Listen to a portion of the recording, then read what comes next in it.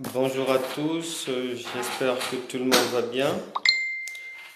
Bonjour Marc, oui, oui Marie-Laure, l'émission a du retard en fait parce que là je suis obligé de, de le faire sur mon, mon portable alors que habituellement je le fais sur mon ordi. Mais c'est pas grave, hein, mais les aléas de la technique. Bonjour Ruffin, bonjour Constant, bonjour Marc, bonjour Marie-Laure, bonjour à tous, j'espère que vous allez bien, tout le monde va bien. Shalom, shalom, merci Emery. Bon, pour aujourd'hui, donc la thématique, notre sujet d'aujourd'hui, c'est sachez que vous êtes déjà riche. Ouais, c'est surprenant que des personnes puissent apprendre qu'elles sont déjà riches parce qu'elles ne s'en sont pas rendues compte auparavant. Donc on va aller dans ce mercredi miracle, on va aller faire, aujourd'hui on va faire trois petites lectures.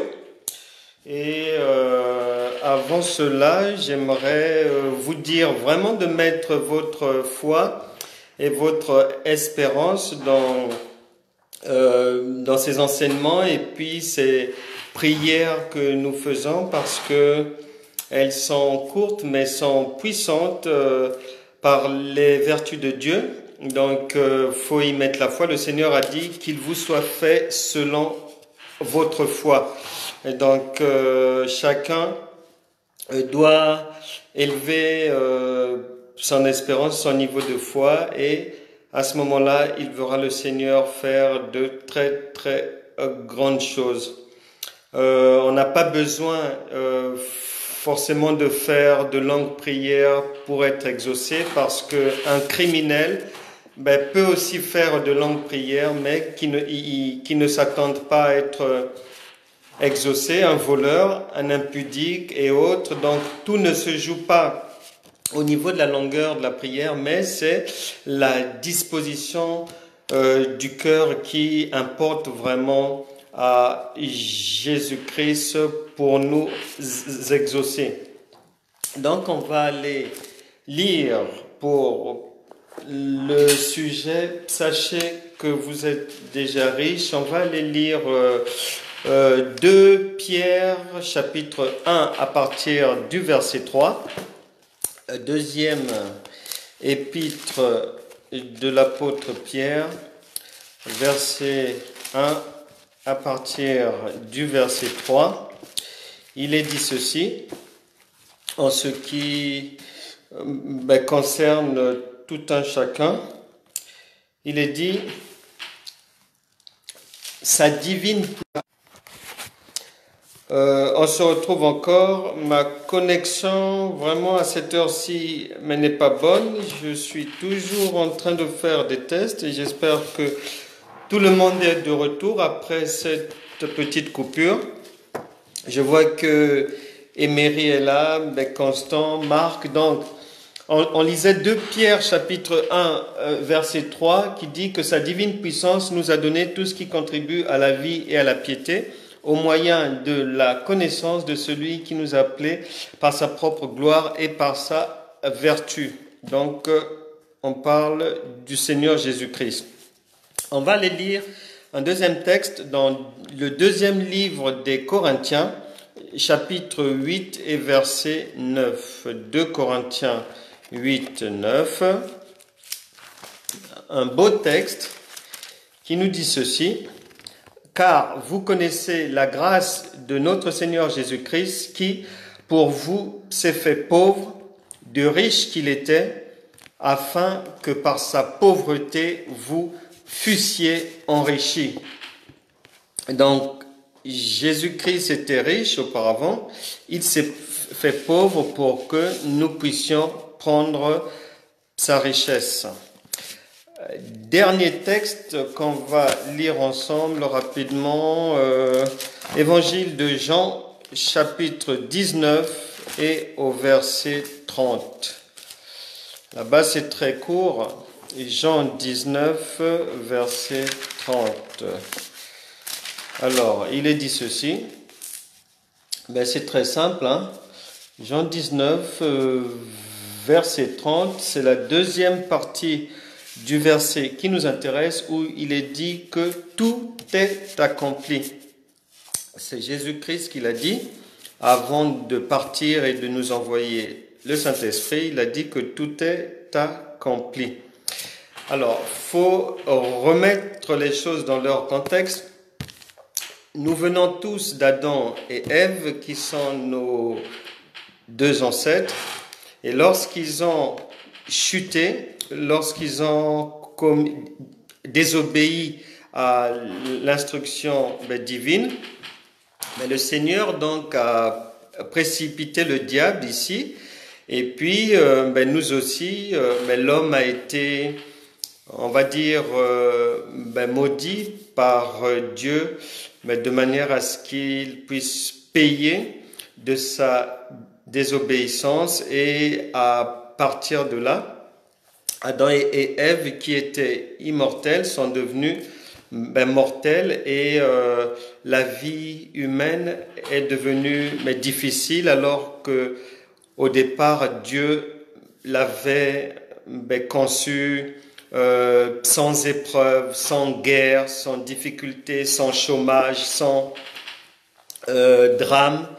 Et donc de la désobéissance, la trajectoire de l'humanité a changé, et il fallait que Jésus-Christ puisse venir pour emmener un plan de sauvetage de l'humanité par son sacrifice à la croix. Il est parti, il est d'abord venu vivre avec nous.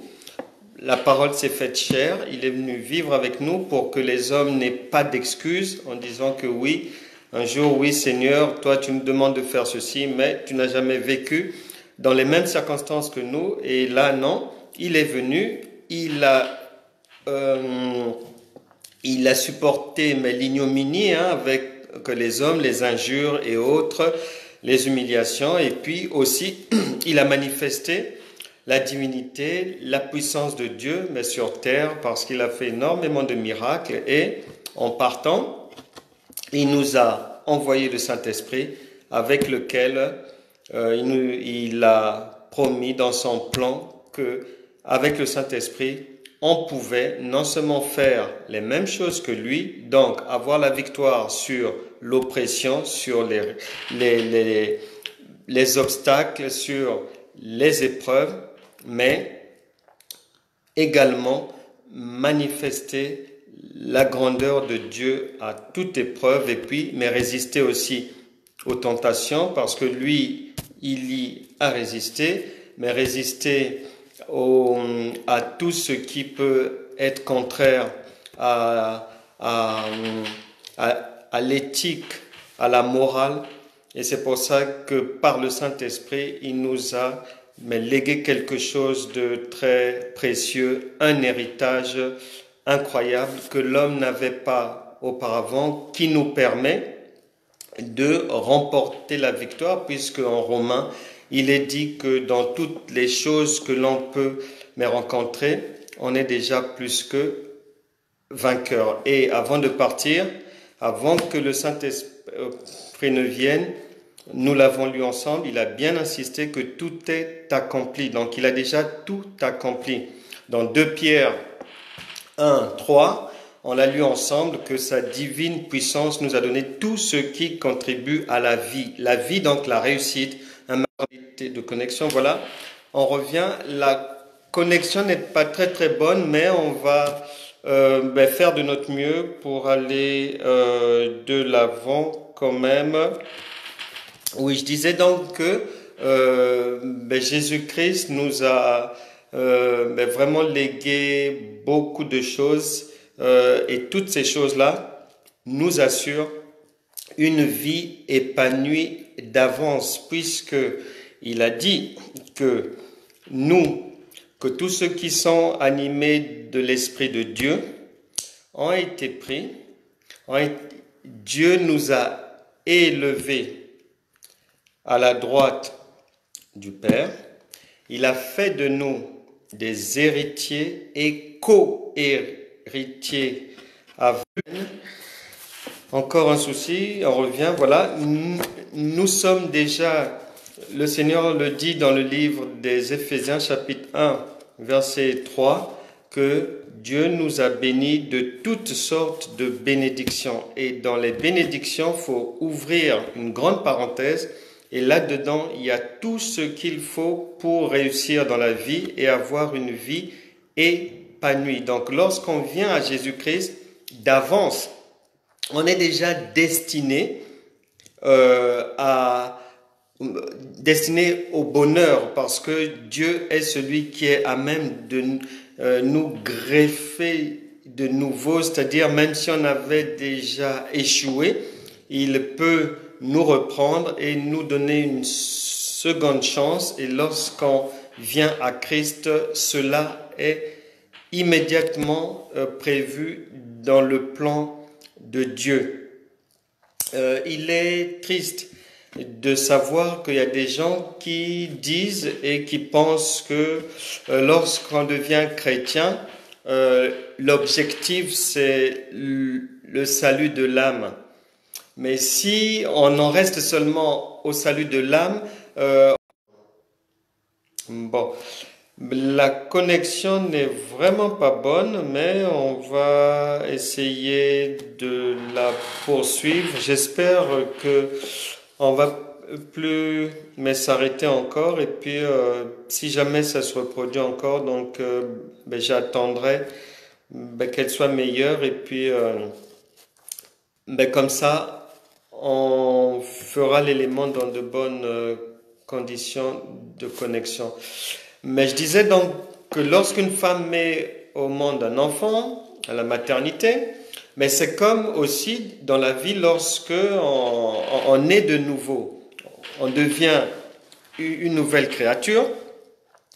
Alors, est-ce que l'objectif de la femme, c'est uniquement mettre au monde l'enfant et l'abandonner, ou bien est-ce que la maternité ou bien la finalité pour la femme, c'est uniquement accoucher, ou bien est-ce qu'il y a aussi prendre soin de l'enfant, de son éducation, faire en sorte que l'enfant puisse grandir, puisse évoluer, puisse apprendre des choses, aller à l'école, jusqu'à devenir adulte, et puis à aller de ses propres ailes dans la vie. Donc, je crois plutôt que l'objectif ne peut pas s'arrêter au salut des âmes. L'objectif ne peut pas s'arrêter à emmener quelqu'un à Christ. L'objectif ne peut pas s'arrêter à mettre au monde un enfant et puis après le laisser comme ça, mais l'abandonner parce qu'il va mourir. Donc l'enfant a besoin de soins, il a besoin d'être entouré et a besoin d'être suivi jusqu'à l'âge adulte où il pourra s'épanouir. Donc la vie en Christ, c'est la même chose. Le tout ne réside pas seulement dans le salut de l'âme, parce que s'il suffisait seulement de s'arrêter au salut, comme le disent certains, il y a au moins la moitié de la Bible qui serait à mettre à la poubelle, parce que dans ce cas-là, ce serait des choses, Dieu nous parlerait des choses qui ne nous concernent pas, ou bien qui ne rentrent pas dans les objectifs de Dieu pour notre vie. Non, et Dieu est un Dieu très sage. Il y a le salut de la personne, mais lorsqu'on vient en Christ, il nous garantit d'avance toutes les bonnes choses qui accompagnent la marche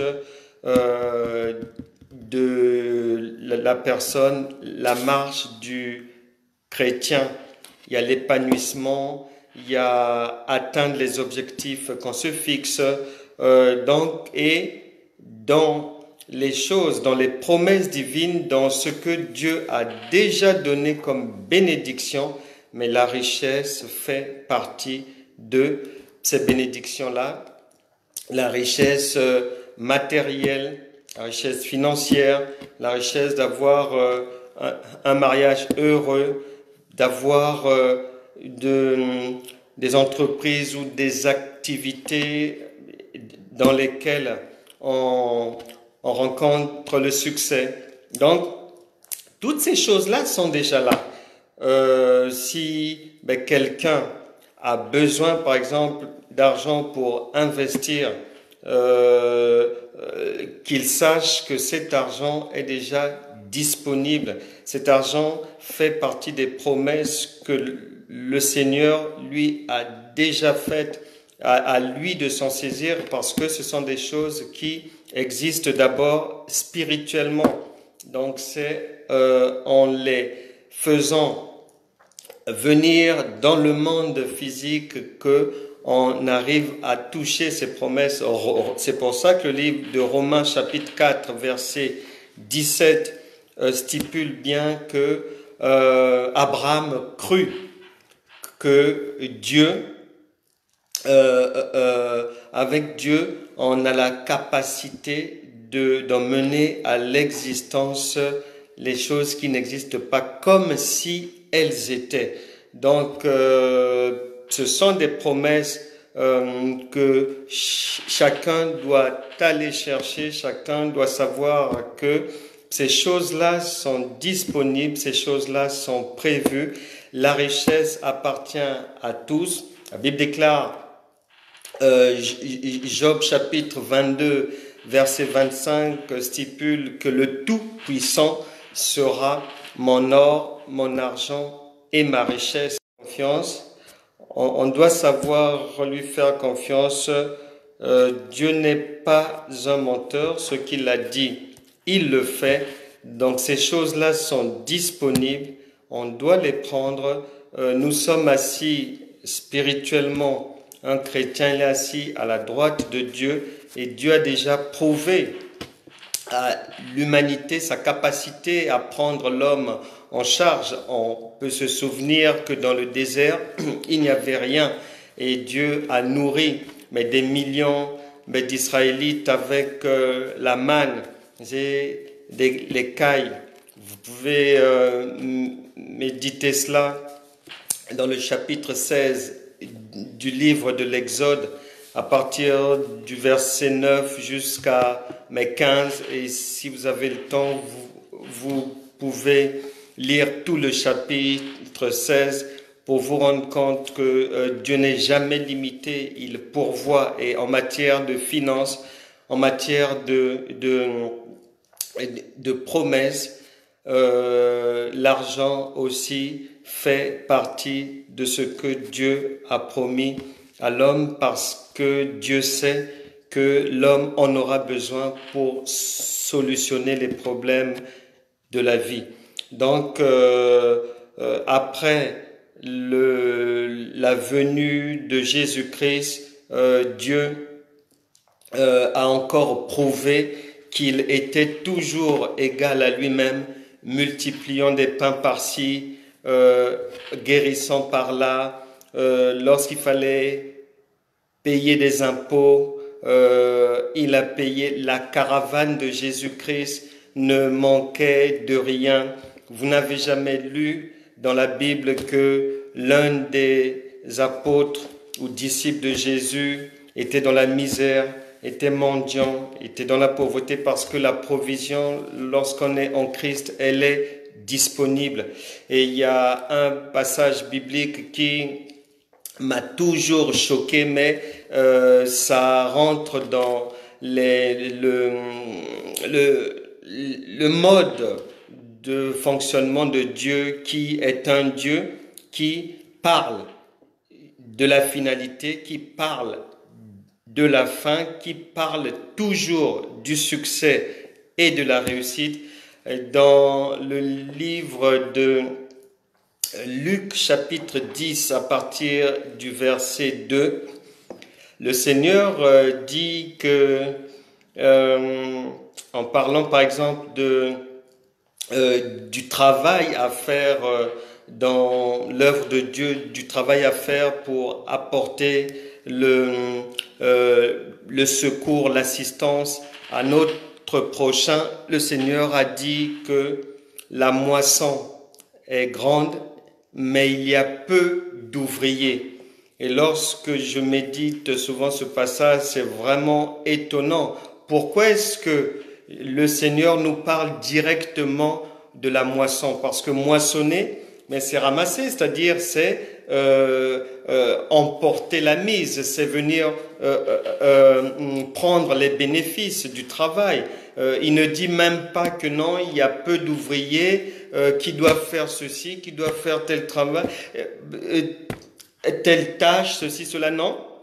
Directement, il dit il n'y a pas assez d'ouvriers pour enlever la mise, pour soulever la coupe, pour engranger mais le succès et tout, en fait, parce que lui a déjà fait l'essentiel du travail. C'est pour ça qu'il a dit que tout est accompli. Donc, il voit en termes c'est-à-dire, nous n'avons plus rien à faire, le travail est déjà fait, la moisson, elle est là, il faut seulement la prendre. Donc, lui, il a déjà tout fait pour nous par son sacrifice à la croix.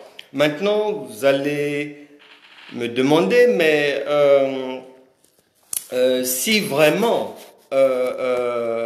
cela est ainsi et que si d'avance nous sommes déjà riches, nous sommes déjà pleins de réussite matérielle ou financière, alors comment ça se fait que certains prient et puis n'arrivent pas à obtenir mais les choses que ces gens-là espèrent? Les gens peuvent se poser mille et une questions, mais ce que je sais, c'est que Dieu n'est pas un homme pour mentir et ce qu'il a dit est vrai. Alors, si ça ne marche pas, ben c'est très simple. Il se pourrait, vu que dans la vie sur terre, les choses se tiennent. Ben, c'est-à-dire, si je suis, par exemple, prédestiné, c'est-à-dire dans les talents dans les talents innés que Dieu a mis en chacun de nous. Si quelqu'un peut-être a de quoi devenir un bon menuisier et que lui, parce que le voisin ou l'ami est maçon ou commerçant et lui, par suivisme, va aussi faire cette activité, il a déjà tout faux, il passe à côté de la bénédiction divine. Et on sait que dans la vie, les choses se tiennent et s'entremêlent, c'est-à-dire si je passe à côté du travail, certainement que ça influencera ma vie, même ma vie familiale, ça va influencer aussi d'une manière ou d'une autre l'éducation des enfants, etc., etc. Donc, il y a le fait que on a pu faire un mauvais choix, que ça soit dans un investissement, que ça soit au niveau du travail ou des études, etc., etc., qui fait que malgré qu'on puisse prier, parce que chacun a des choses données d'avance et on ne peut pas. Mais c'est pour ça que ça sert à rien, mais d'envier quelqu'un parce que chacun a déjà reçu. Donc, ce que l'autre a, c'est pour lui, mais quiconque a aussi de très belles promesses, de très belles choses qui attendent tout le monde. Et il se pourrait donc que on puisse passer à côté ou ne pas voir ses prières exaucées ou obtenir les résultats ou bénédictions financières et matérielles voulues parce qu'on a loupé soit le job, soit les études. On peut expliquer l'inaccomplissement aussi par le fait que les gens n'ont pas suffisamment de foi pour faire confiance à Dieu, pour croire que oui, je suis déjà riche et que il me suffit de proclamer cela, il me suffit d'appeler cela à l'existence. On peut ne pas saisir sa richesse et ses bénédictions parce que on a la convoitise, on a l'envie. Il y a beaucoup de sociétés où les gens sont très suivistes. Tout le monde fait la même chose ou tout le monde essaie de faire la même chose. Donc à ce moment-là, les gens sont perdus et puis ne rentrent pas véritablement dans la destinée qui est la leur. Et puis il y a beaucoup de gens qui aiment être vus. Il y a des gens qui aiment le m'as-tu vu, donc ils vont aller faire des choses dans lesquelles ils n'ont rien à faire là-dedans, investir dans des domaines qui ne leur sont pas dédiés. Et à ce moment-là, c'est l'échec aussi qui sera au bout. On ne pourra pas rentrer dans sa richesse. Il y a aussi le fait que les gens se trahissent trop en racontant leurs secrets, en se vendant aux gens, et ils suscitent souvent le courroux des gens qui ont de mauvais cœurs et puis qui peuvent mais les combattre d'une manière ou d'une autre, que ce soit physiquement ou spirituellement. Voilà. Donc, ces bénédictions sont vraiment disponibles. Proverbe 10, verset 22 stipule que c'est la bénédiction de l'Éternel qui enrichit et elle n'est suivie d'aucun chagrin. Donc, avec Dieu, tout un chacun est déjà pleinement riche. Alors, si ça ne marche pas, vous allez me demander... Bon, alors la question, comment prendre possession de cet héritage-là? Parce que cet héritage existe quelque part. La Bible n'a pas été écrite pour rien. Dieu n'a pas son temps à perdre pour nous laisser tout ceci. Et les promesses divines ne sont pas mais des mensonges, sont des réalités.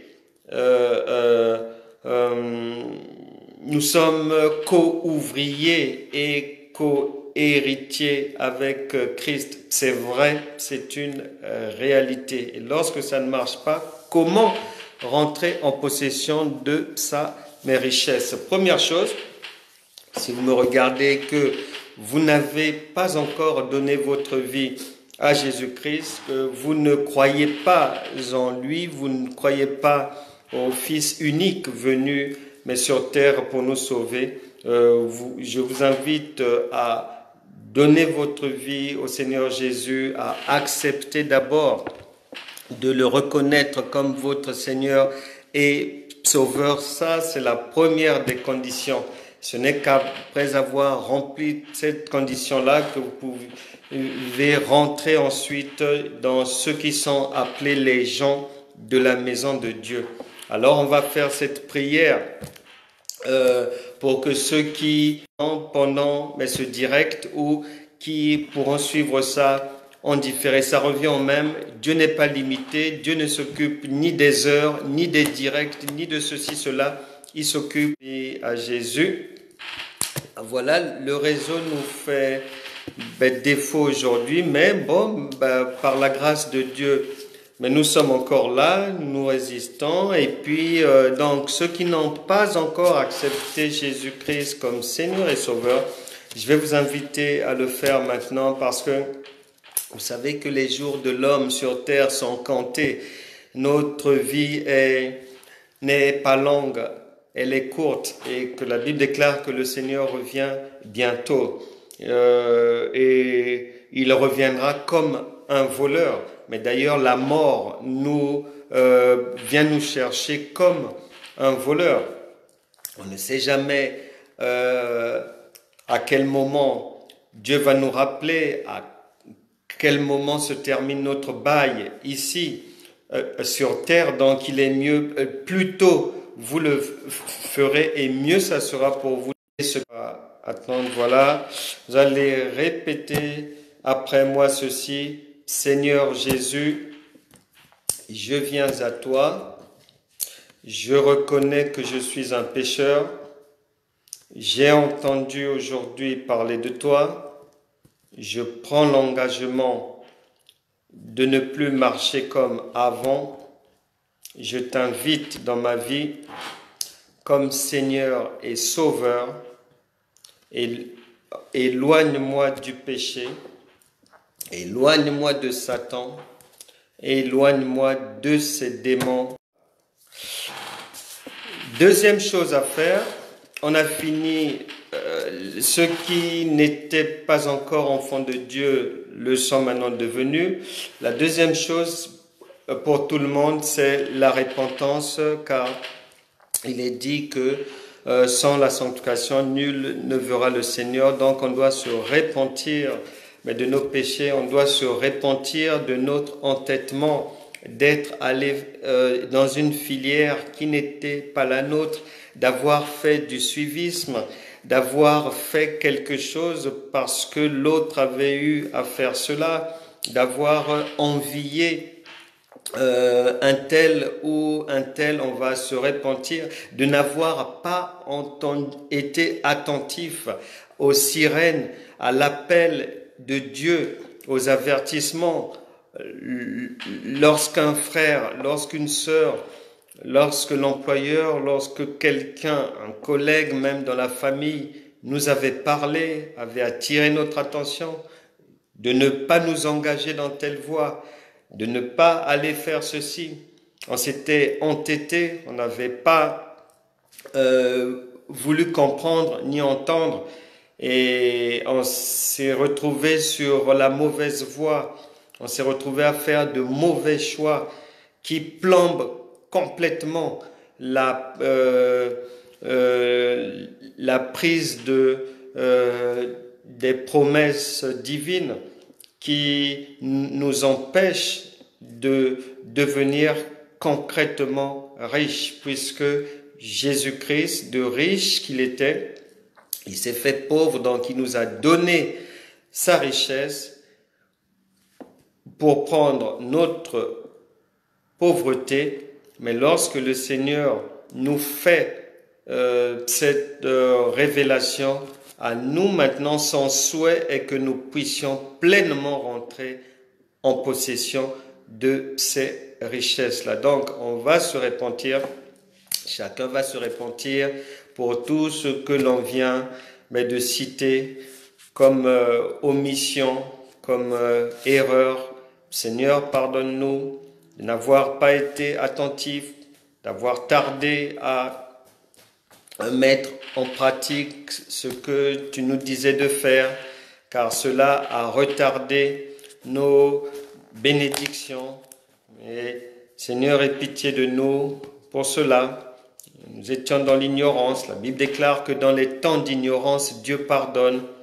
Seigneur, nous te demandons pardon et nous savons que tu es juste et bon, tu es miséricordieux pour nous exaucer, que ton sang lave toutes nos iniquités, nos erreurs, toutes nos fautes. Amen. Comment prendre possession de la richesse qui nous appartient? Il faut aussi ensuite s'habituer à la méditation de la parole de Dieu, parce que c'est là-dedans que le Seigneur va nous parler, va nous orienter sur ce que nous sommes venus faire sur terre, qu'est-ce qu'il nous a demandé de faire, en quoi est-ce que nous sommes programmés, comment le faire, avec qui, à quel moment, etc., etc.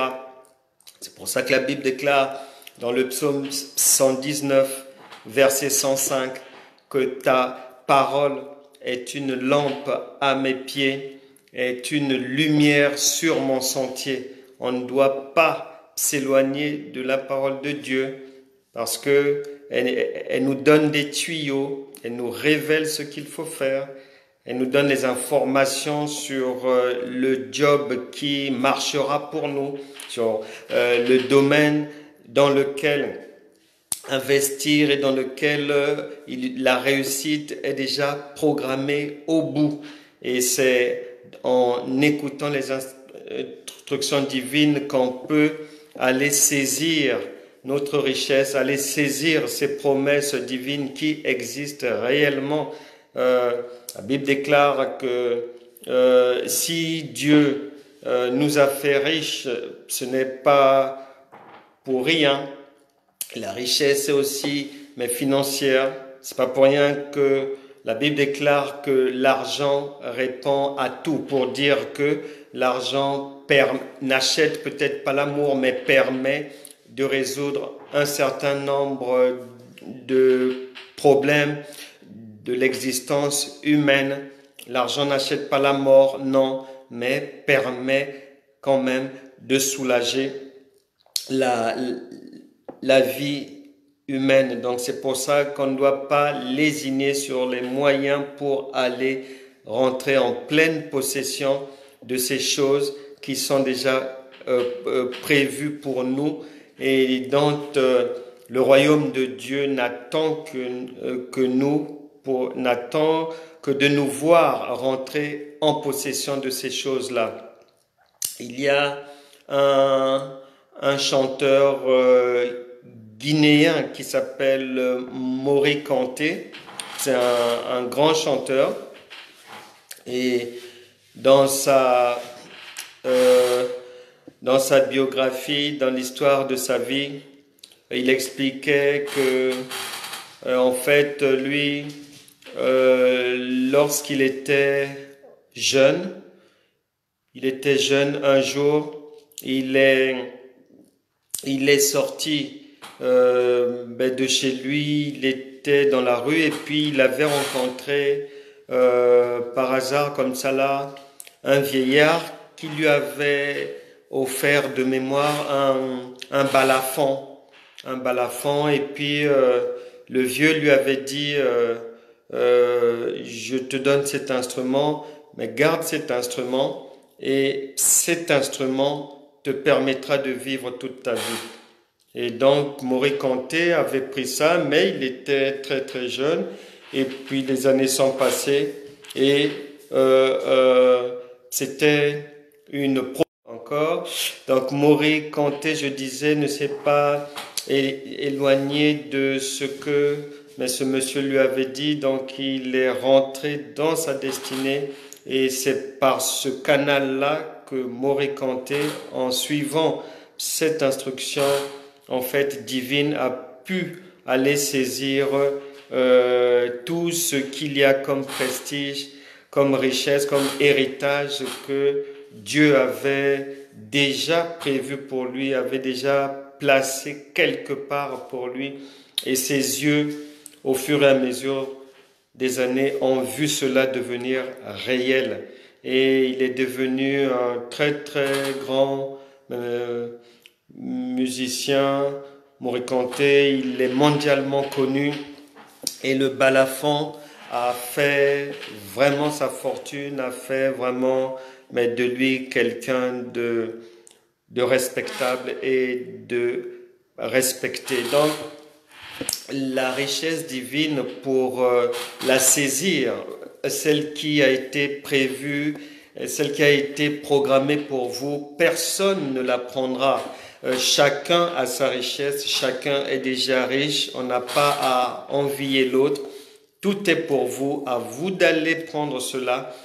Si vous aviez mal commencé ou si vous avez fait de mauvais choix, comme vous vous êtes repenti, il va suffire avec l'aide de Dieu de vous repositionner, de faire un réajustement et le Seigneur va vraiment vous faire du bien et va vous permettre d'aller saisir, de rendre visible, que vos yeux puissent voir toutes ces choses matérielles, tout ce que les autres peuvent avoir, ceux qui ont du pouvoir, que ce soit dans la finance, que ce soit dans l'économie, dans l'industrie, la puissance financière qu'ils peuvent avoir, elle est disponible pour tout le monde, elle est à votre disposition et bien souvent, même ceux qui ne connaissent pas Dieu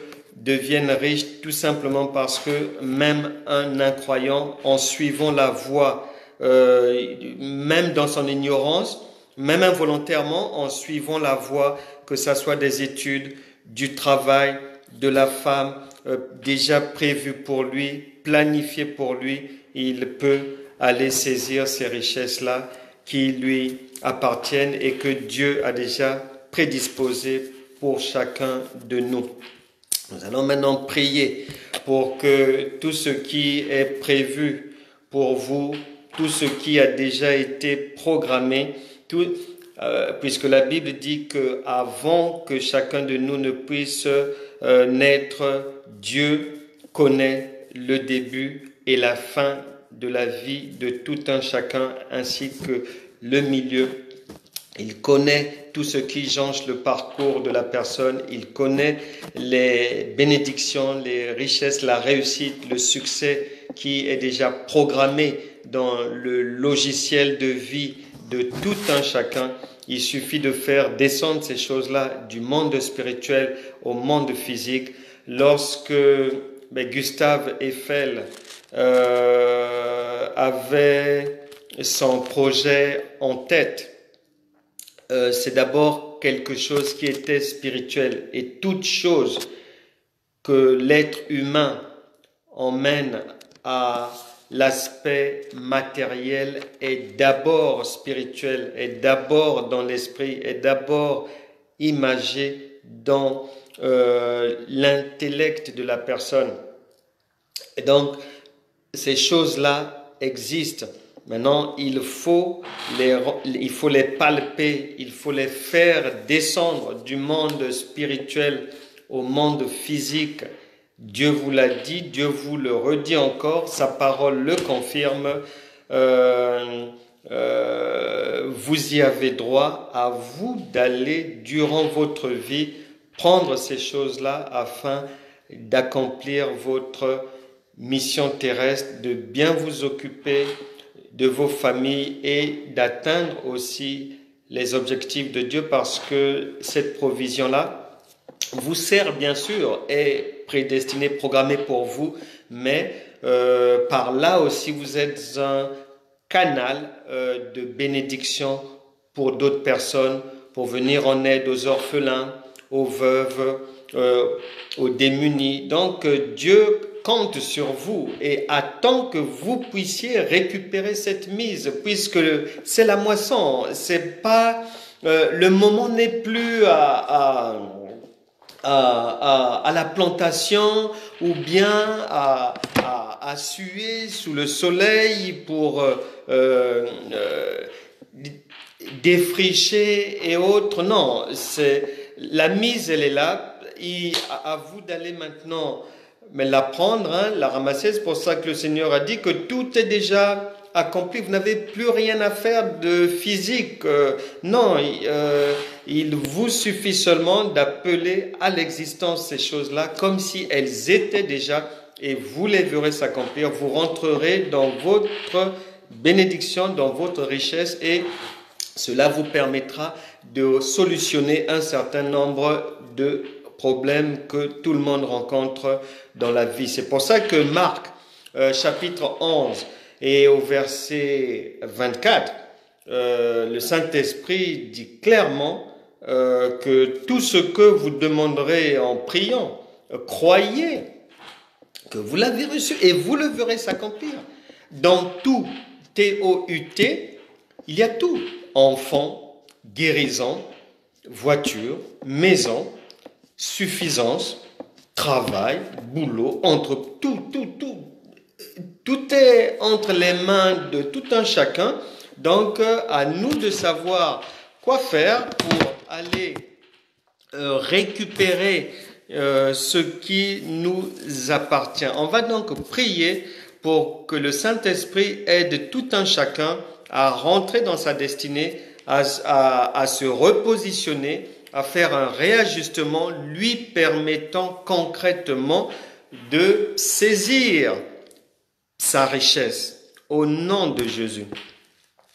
Nous prions que tout obstacle dans la vie de qui que ce soit pour empêcher quiconque de bénéficier des promesses divines qui sont bibliques et vraies, que tous ces obstacles partent maintenant au nom de Jésus. Je chasse la mort, l'échec, le doute des vies de tout un chacun et j'appelle la vie Zoé, la vie ensoleillée à prendre place dans vos corps, dans vos cœurs, dans vos âmes, dans vos esprits, dans vos maisons, dans votre réflexion, dans vos entreprises, dans vos activités, dans vos projets, au nom puissant de Jésus. Que la vie Zoé puisse illuminer votre marche, puisse illuminer votre maison, que tout ce qui avait été perdu soit récupéré maintenant. Que cela descende, passe du monde spirituel et soit visible entre vos mains au nom de Jésus. Que des milliards, ceux qui veulent des milliards, des millions, ceux qui veulent des millions, le Seigneur a dit qu'il te soit fait selon ta foi. Donc c'est disponible, il n'y a plus qu'à prendre, il n'y a plus qu'à s'en saisir, à demander à ce que cela vienne pour que vous puissiez vraiment marcher et vivre comme le Seigneur l'avait imagé avant votre venue sur terre. Ne lésinez pas sur les moyens à mettre là-dedans, moyens en termes de méditation de la parole de Dieu, de réflexion, de prière, de jeûne s'il le faut, mais quoi qu'il en soit, que tout cela soit fait ou pas ou peu, sachez que ces choses-là vous attendent déjà. La fortune qui vous revient est disponible et le Seigneur va vous mettre cela entre vos mains pour que vous puissiez être une source de bénédiction vraiment pour vos contemporains, pour vos familles, pour vos amis, pour la collectivité. Amen. Nous avons fini pour aujourd'hui de traiter donc ce sujet où chacun maintenant sait d'avance que le Seigneur avait tout donné. La Bible déclare que l'élévation ne vient ni de l'Orient ni de l'Occident, mais de l'Éternel. Donc tout vient de lui. David a dit que nous recevons tout de Dieu. Le livre des Corinthiens, l'apôtre Paul a dit dans ces 2 lettres aux Corinthiens que tout nous appartient. Le Seigneur a déjà tout donné, tout nous appartient.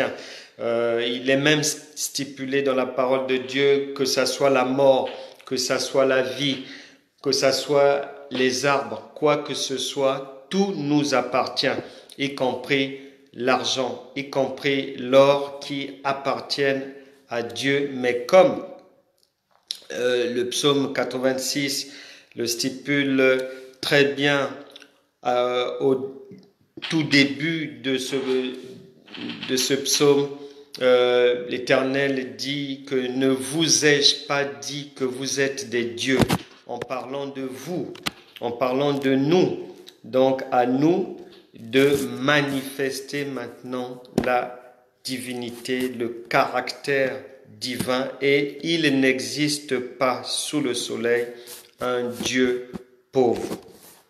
Tout Dieu est riche, et si le Seigneur nous a qualifiés de Dieu, s'il a fait de nous des dieux, mais ce n'est pas pour demeurer dans l'abaissement. Non, vous avez le Saint-Esprit et Dieu est en vous pour illuminer vos vies et pour répondre à tous vos besoins, y compris besoins financiers qui sont déjà disponibles. Prochainement, nous verrons, Dieu voulant, on verra dans ce processus de la prise en main réelle des richesses qui nous sont réservées, comment solutionner l'endettement si jamais il y a des dettes auparavant, on en parlera, comment solutionner certains problèmes pour que votre route soit éclairée et que vous puissiez vraiment marcher dans la gloire, dans la prospérité, comme tel est le vœu de Dieu. Et en attendant que vous puissiez saisir ces milliards, ces millions, en attendant d'en arriver là, Jean chapitre 14, verset 1, le Seigneur vous dit que votre cœur ne se trouble point, même s'il y a des problèmes, même s'il y a des difficultés, même si les huissiers sont devant la porte, que votre cœur ne se trouble point, vous ne serez pas ébranlés et le Seigneur va vous assister et il vous fera rentrer dans la suffisance. Aucun doute là-dessus. Je rappelle que demain, on se retrouve pour notre session de prière, demain et vendredi.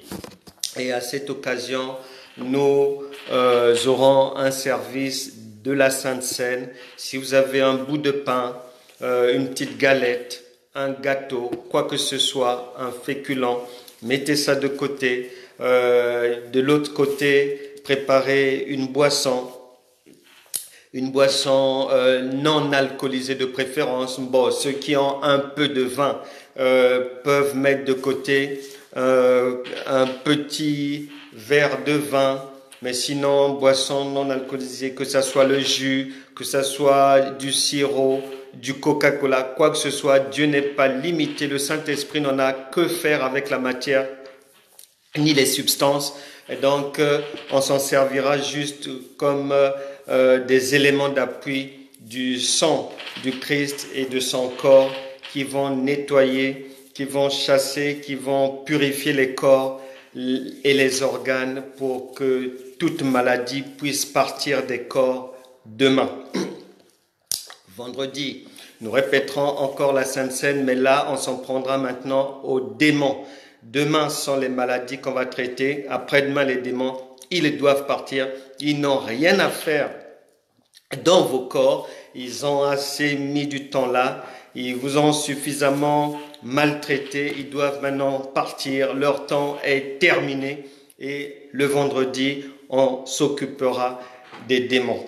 Si vous avez des gens, des ennemis qui sont dressés sur votre route pour vous empêcher de devenir ce que Dieu veut que vous puissiez être, on s'en occupera aussi dans les jours à venir. Mais lorsque je parle d'ennemis, je ne parle pas des gens qui, il est allé prendre la femme d'autrui et il se retrouve dans des problèmes et maintenant il dit que il a des ennemis. Non, quand je parle d'ennemis, c'est-à-dire que vous, innocents dans ce problème-là, et que on est venu vous chercher des noises. Là, oui.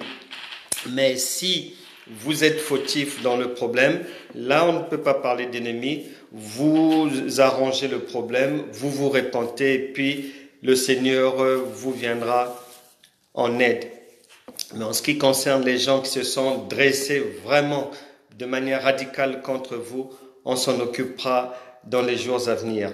Ceux qui sont dans le commerce et dans les affaires aussi ont du mal à avancer. Préparez-vous, on aura une session spéciale pour enlever tout ce qui fait que vos affaires n'avancent pas et nous allons faire en sorte que le bras de l'Éternel puisse emmener vers vous et une grande clientèle pour que vos affaires aillent de l'avant.